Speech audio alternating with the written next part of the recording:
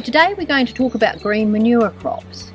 I've got this bed here that I tried out for the first time last autumn, and I had disastrous results. So I've left it and it's been growing weeds ever since. So this morning I've dug it over and now I'm going to rake it out and then sow my green manure crop.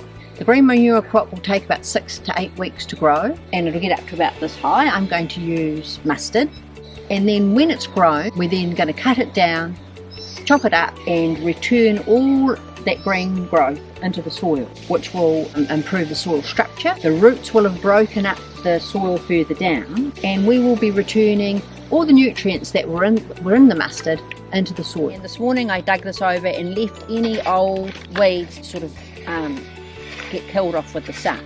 And now I'm just going to level this out. It's very cost effective because you only need 5 grams per square metre, which is not very much.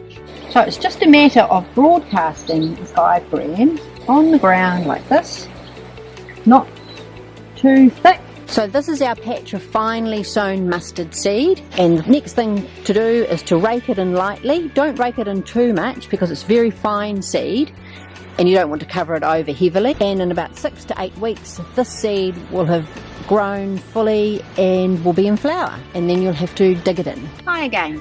We're now 6 weeks on since I sowed my mustard crop, and you can see it's grown really well, nice and thick, and it's just coming into flower.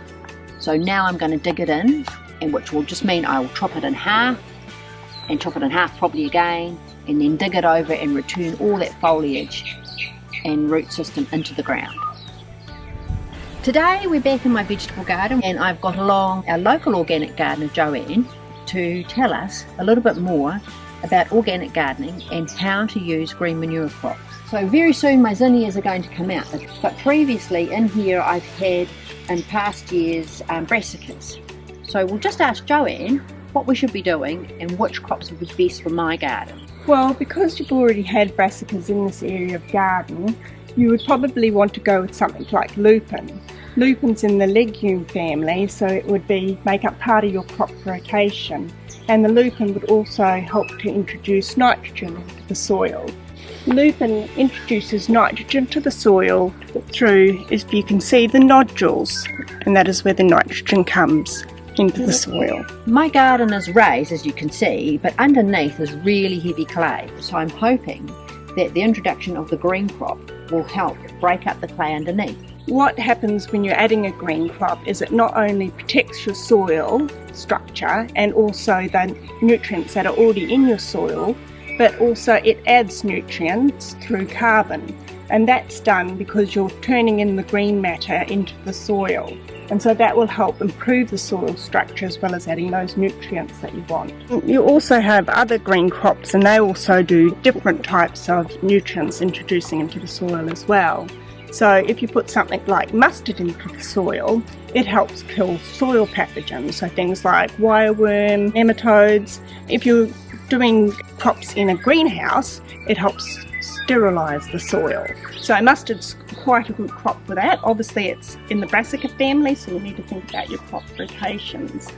And then finally we've got the mixed green crop, and that's got a mix of the mustard, the oats and the lupin, and that's a good general purpose crop. It'll help introduce that organic matter, which is the carbon, into the soil. It'll help give you that soil cleansing ability, the nitrogen through the lupin, and the oats will help with the green matter.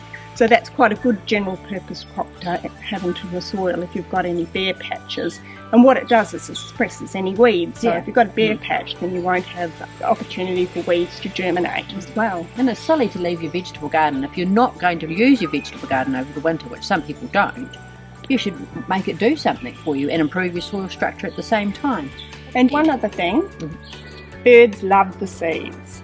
So it's a really good idea if you want to net your seeds until they germinate, and then they leave them alone, because otherwise, especially for the mixed crop which has got the oats in it, and even the mustard, they will pick at it, and you'll get a less of a coverage. Okay, so you could put a netting on, sort of like I've got on my silver beet up there, just to make sure that the birds don't take them away. It's a wonderful idea. So Joanne, when would be the best time for me to sow my green crops? Well, it's best to sow in autumn while it's still warm, before you have frosts. You can also sow in spring, but that is using different types of green crops for spring.